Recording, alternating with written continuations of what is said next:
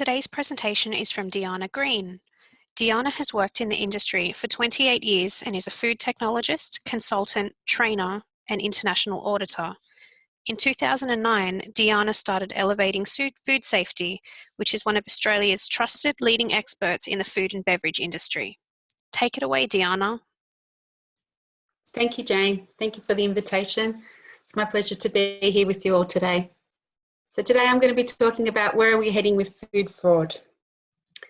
Fake food, undeclared ingredients, false labels, no traceability, adulterated spices not fit for human consumption, and detergents used in milk production. Malicious attacks, needles in strawberries, carcinogens in olive oil, caramel in honey, fake rice, saffron substitution, and contaminated oregano. These are just some examples of incidents that are occurring in our food industry, in the supply chain, that are intentional adulteration and are driven by economical or behaviour motivators. Threats are coming from external sources, insiders being disgruntled staff, or financial motivators leading to substitution, concealment, mislabeling, theft, unapproved enhancements, dilution of products and counterfeiting. We are faced with so many issues globally. How do we raise awareness? How do we detect fraudulence? How do we manage and control potential risks? What are the emerging issues? What are the future trends? Not sure if you're aware or not, but food fraud costs at least $49 billion a year globally. This is according to the World Customs Organization. That just gives you an idea of how much of an issue food fraud is globally. It was also concerning for me to find this when I was doing my research and putting my slides together. Sean Kennedy, who is the National Centre for Food Protection and Defence, claims that about 10% of the food that we buy on the grocery shelf is probably adulterated. And this is supported by data from the International Chamber of Commerce that claims 7% of food supply contains fraudulent ingredients. When you stop to think about that, it's quite alarming, quite concerning. And you can see why these issues aren't going away. They're just getting worse. So what's the history of food fraud? Food fraud originated as a way to extend a food's primary ingredients for added profit. This was as early as the 17th century. The government started to introduce food purity laws to address abuses that included watered down milk and the use of chalk as fillers in bread. These practices and others soon raised concern about food safety. As markets have grown from local to global, supply chains have become more complex. This has opened doors to food fraud on a larger scale. And today, a growing number of leading manufacturers and retailers have endured the consequences either through sourcing and supply challenges, a drop in market share, or increasing consumer distrust. So, who am I? Let me introduce myself. I'm Deanna Green. My background, food scientist, been in the industry for almost 30 years now. I've worked in Australia, done a fair bit of work in New Zealand and Fiji, worked in Malaysia, worked in all various parts of Asia, and worked, I think it was about 3 years in South Africa. I'm a mother of 5 and actually expecting baby number 6 at the moment. I'm halfway there. Certainly challenging when you're flying around every week and have such a big agenda, but never mind, just how it is. I really love people, love meeting people, love being with people, love food, of course, very passionate about food safety. I love to learn new things. I love cooking. I love to travel, and when I'm not working or traveling, I love to be outdoors. Currently, I run 2 companies. One is called Elevating Food Safety. Elevating Food Safety, I founded that almost 10 years ago now. And Elevating Food Safety consult, train and recruit food safety professionals and also executive business professionals in the food industry. And NFSC just recently started to manage this organisation. It's a 5-star rated auditing company that mainly conducts second-party audits. So between the two, certainly keeping me busy. So today I'd like to spend some more time talking about food fraud, food defence, what I see and hear in the food industry, what I audit, what I find when I'm auditing, and also give you some examples of what's going on around the world. I know we all talk about food fraud and food defence. I'm just not too sure how much everybody understands and realises. So with my presentation, I've tried to gather lots of different information just to put it all together in a neat summary for you. And then obviously help you through some potential processes and tools that can help you get through implementing procedures and the requirements to meet your GFSI certification. And this is what my slide basically says. As you take the time to listen to my presentation, joining the webinar, I will share with you food ingredients that are most prone to fraudulent, economically motivated adulteration. It's a bit of a mouthful. And we'll explain various tools and practices that can assist you reduce potential threats occurring in your business and reducing the vulnerability in the supply chain. So let's start with, what is food defence? Food defence is a protection of food products from contamination or adulteration intended to cause public health harm or economic disruption. What is food fraud?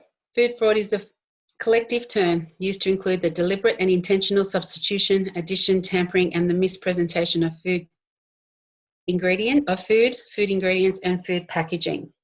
A false or misleading statement made about a product for economic gain. When we look at the food safety management umbrella, and I'm sure you've seen this illustration previously, it's from the GFSI, there's three columns there, 3 posts. One is food safety, one is food defence, and one is food fraud. So we've all heard about HACCP, TACCP and VACCP, all busy implementing all the requirements and maintaining on an ongoing basis. HACCP hazards is a prevention of unintentional, accidental adulteration. TACCP is the prevention of intentional adulteration, which is based on behaviour, motivators based on behaviour. VACCP, vulnerabilities, is basically the prevention of intentional adulteration, which is economically motivated. So the drivers for VACCP is saving money, making more money, reducing waste, increasing profit, as where TACCP threats is more about behaviour motivators. Sorry about that.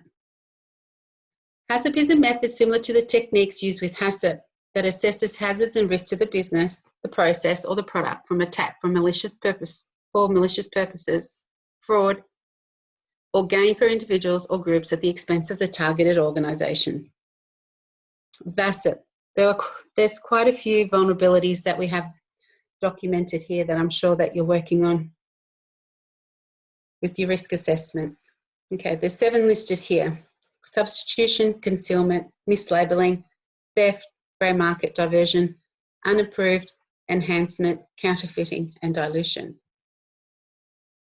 There's a study being completed by Spink and Moyer, and they've said the 7 distinct kinds of food fraud are as follows: adulteration, a component of the finished product is fraudulent; tampering, legitimate product and packaging are used in a fraudulent way; overrun, legitimate product is made in excess of production agreement.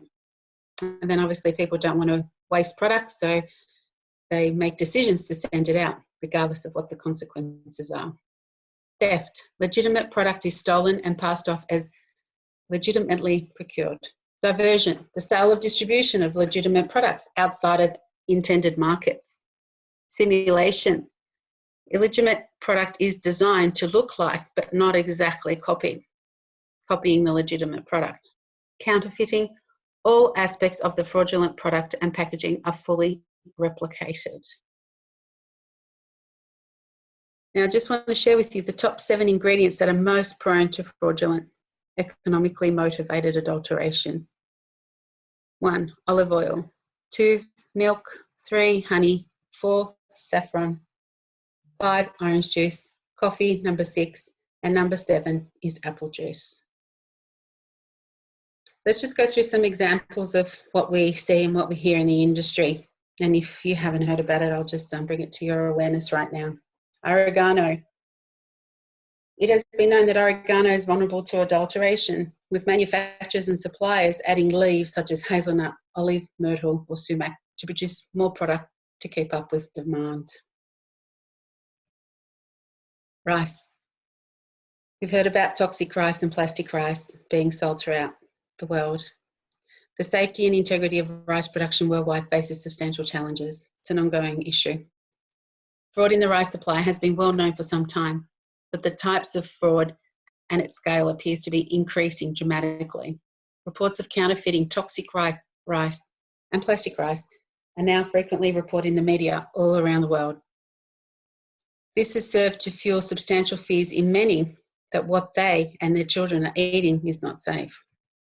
Oil, another example of fraudulent practice, adulterating fresh, pure virgin olive oil with inferior, cheaper olive oil or oils of another botanical origin. It's also been said that when they're making the olive oil, they're using the waste that should be discarded, but it's going into the product and it's full of carcinogens, which eventually carcinogens can cause cancer. Honey. The most widespread form of honey fraud is the addition of sugar syrups. There's been articles that I've read that have highlighted that honey has been sold and the content was caramel water. Spices and herbs. Cheats devise ways of adding industrial dyes to spices, which are also potentially toxic. In some cases, a spice's aromatic oil is extracted to make other products. The leftover substance, or the spent material in fraudulent cases, is blended back to high-quality spices, which is basically assisting them with increasing their volume. In the cases of herbs, often the cheating involves blending the authentic ingredient with worthless green leaves, as we've just discussed the oregano. The long and complex nature of the herb and spice supply chain mean ample opportunities for fraudulent activity. So what are some suggested tools and processes to help reduce threats and vulnerability? What are some of the things that you could be working on to assist reduce your threats and vulnerability?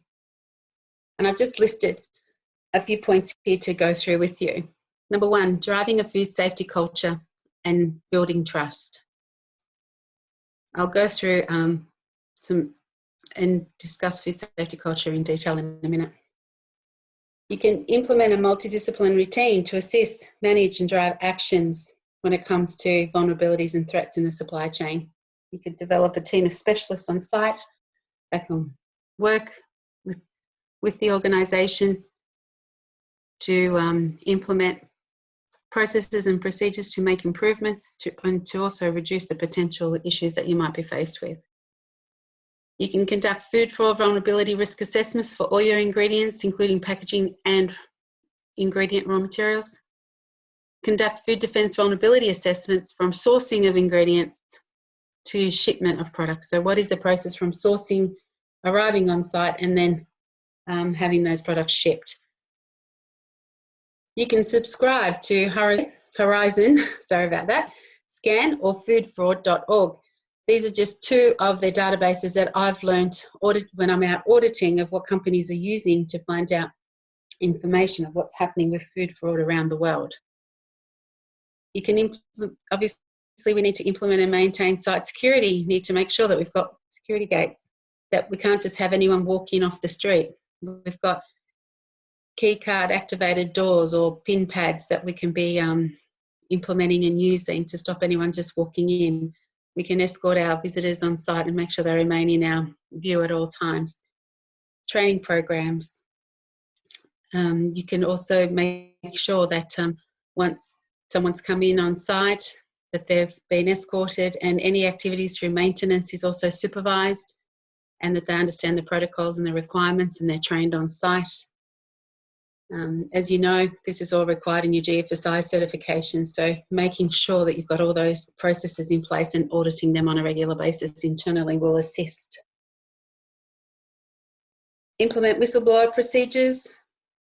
I'm sure you've heard of this now. Most of the GFSI standards are requiring this.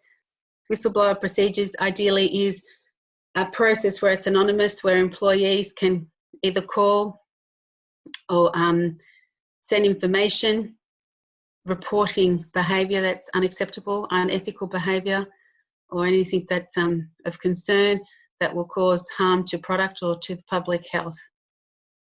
Many companies are now implementing whistleblower procedures using an external HR department, a HR consultant, or if they're a multinational site, they basically escalate within their business through to the global heads, and all this is done anonymously, and staff are trained and aware who to contact if they see or hear of any issues or have any concerns.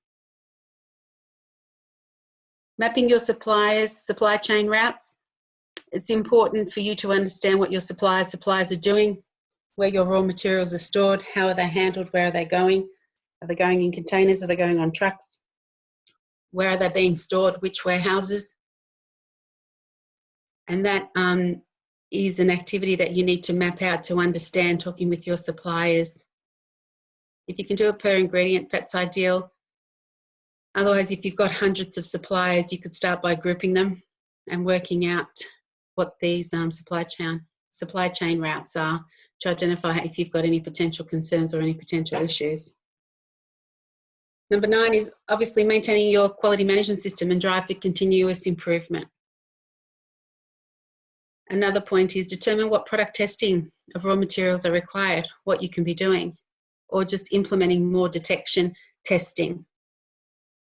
Maintaining an improved supplier program, which includes supplier audits. It's always best to go out and see your supplier's premises. If you risk assessment, that's fine, but I always recommend that you first go out and see all your suppliers and see what's happening and what they're doing, because it's only then you can see. You might be informed that the site's a high-performing SQF site or a AA rating BRC site or a 95% AIB rating site, but when you go out there you might see different things. So always best to visit your suppliers initially, risk them on the products that they're delivering to you and the processes involved, but also based on their operation and their food safety culture on site. Then the last point is collaborate. Collaborate as much as possible. It's important for you to be collaborating locally, interstate, globally, internationally. Find forums, find groups of people that you can belong to and you can liaise with. You can ask questions or be involved in writing papers. Always good to know what conferences and seminars are around so you can be representing the organisation and being part of collaborating and sharing ideas and asking questions and looking for ways that you could improve what you do and how you do things. And networking, as I'm sure all of you know, networking is very powerful. The more people you meet that come from different backgrounds, have different experiences and experiences that may be of great benefit to you. And, you know, personally, I think there's nothing best than leveraging off somebody's 20, 30 years of experience in the food industry, especially if you're just starting out, and understanding where they've been and what they've seen and the experiences they've had, and learn as quick as you can, learn as much as you can. I mentioned before a food safety culture. I just thought I'd take the opportunity to put this quote up by Frank Yanis. I have a lot of respect for Frank Yanis and always like to read his material. And Frank says, the goal of a food safety professional should be to create a food safety culture, not a food safety program. And when you stop to think about this, it's so true. We're now moving towards a food safety culture. And no doubt your organisation has stopped to think about this and you're working towards this as an auditor. You've probably seen more and more of this, but I can certainly say with the audits that I'm doing, I'm seeing so much of an improvement. I'm seeing a lot more engagement, improved communication, business engagement surveys being conducted and companies finding out what the employees have to say and then focusing on the top 3 points that have been made and action plans being implemented. I'm seeing more and more shared KPIs when it comes to quality and food safety with management teams and senior leadership teams. I'm seeing more and more people attend opening and closing meetings, and always seeing most senior operations person attending, which is all great to see. And as we know, food safety is not the responsibility of one person or the quality manager or the technical team. It's everybody's responsibility. So the more improved communication, the increased improvement with our change control procedures, just talking to the staff on a regular basis, having toolbox talks, sharing minutes, sharing trends, sharing audit reports, sharing everything you possibly can with them to help them understand. A little bit of information could make such a big difference or could stop an incorrect decision being made. So never underestimate how important it is to communicate and how important some information is to other people. You may not think it's important, but to them it could could make a very big difference. So I always say communicate as much as you possibly can. The other thing I'm starting to see now too is the quality and the food safety policy training that's being conducted. It's not just about here we have a policy and it's been signed by our CEO, but we're actually starting to teach employees within manufacturing facilities, what is the content of the policy and what does that mean and what responsibility do you have and what impact does that have on your job? And that's being proven to be quite powerful already. So there's some tips that I can share with you with what I'm seeing about improving food safety culture. I know we've got a long way to go, but we are moving in the right direction. I mentioned before about the Horizon scan and the food fraud database. I just put this up to let you know, you may not have heard about this, but the food fraud database is basically a continuously updated collection of thousands of ingredients and related records gathered from scientific literature, media publications, regulatory reports, judicial records, and trade associations from around the world. The Food Fraud Discernus is available through an annual subscription. So to save you setting up RSS feeds and searching online internationally what's happening with food fraud, what incidents have occurred, you can subscribe to this database and receive emails, and there's a library of content that explains what's going on, and every time an incident happens, that real-time data is in the database. So it saves you finding out when it's too late or getting old news. So this is just something that might be of help to you that you may not realise is out there. So check it out, get onto Google and have a look. It might be of significant importance to you and your organisation. Food authentication, we're talking about that more and more now. Is beef really beef? Is chicken really chicken? Where's it coming from? What country are we getting it from? And we constantly ask that question. After the horse meat scandal, we all learnt a lot. So basically with food authentication, it's really testing. It's testing products to identify what the origin is, the geographic regions of where the products come from, what type of animal species is it. You can even test for plant species. You can have flavour analysis done, DNA testing. You can test to see if there's any adulteration of food supplements, chemical composition testing, and differentiating testing. So food authentication is growing. There's a lot more laboratories. There's a lot more companies set up now to do a lot more testing and to be able to test the product for you, the raw materials, finished product, and let you know if it's been adulterated in any way, and to also highlight how authentic it is. So food authentication has been a major concern for the prevention of fraud, but also to evaluate the safety of consuming food products that may be harmful for human health. So this is just another potential tool to assist you with additional testing and working out what tests are required for your product, depending on their risk, where they've come from, where they've travelled from, how much of it are you using, and what potential concerns might be there. So it's something for you to definitely review and look at. Okay, just going to start wrapping things up now for you, but I just want to point out to you whose responsibility is food fraud. Everyone has a role in addressing the threat of food fraud. Suppliers play a crucial role in deterrence and detection of economic adulteration. In addition to implementing strategies similar to manufacturers, suppliers can also consider ways to facilitate appropriate testing procedures, provide increased transparency and timely information, and partner with manufacturers in their downstream efforts to reduce fraud.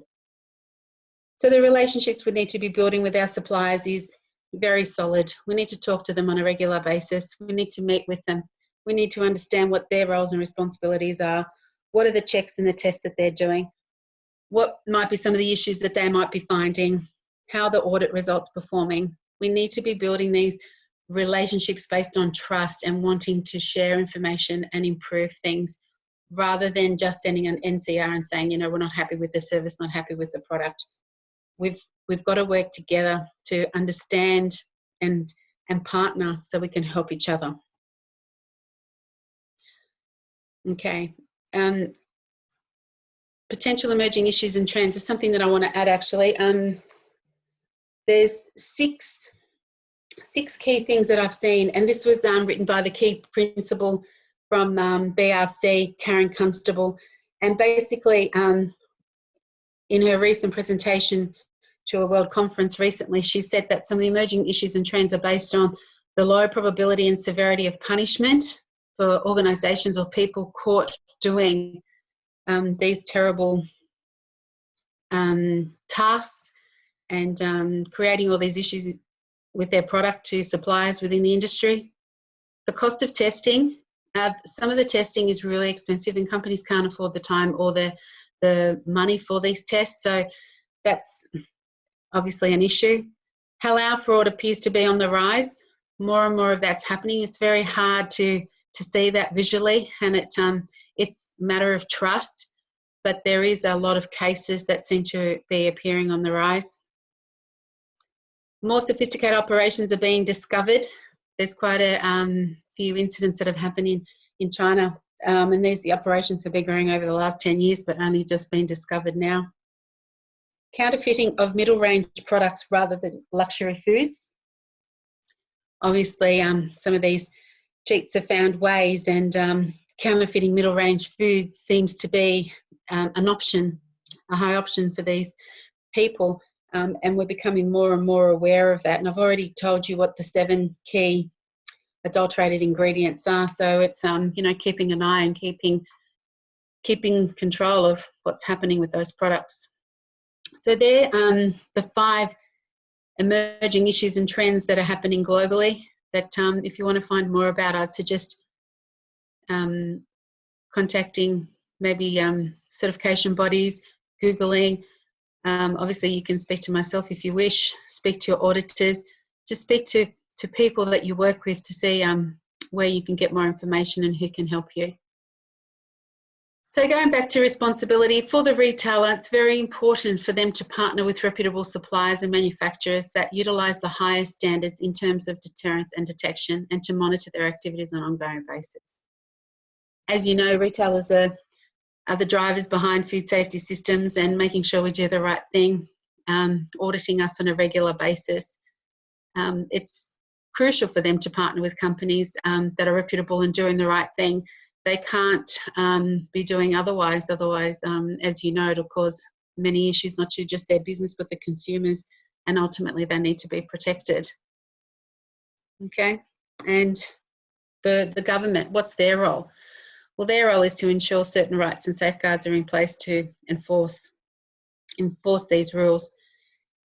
Governments can support legitimate businesses through the protection of property rights and by reducing the number of illegal businesses. Additionally, they can leverage their customs and border protection agencies to prevent illegal and potentially unsafe products from entering their countries.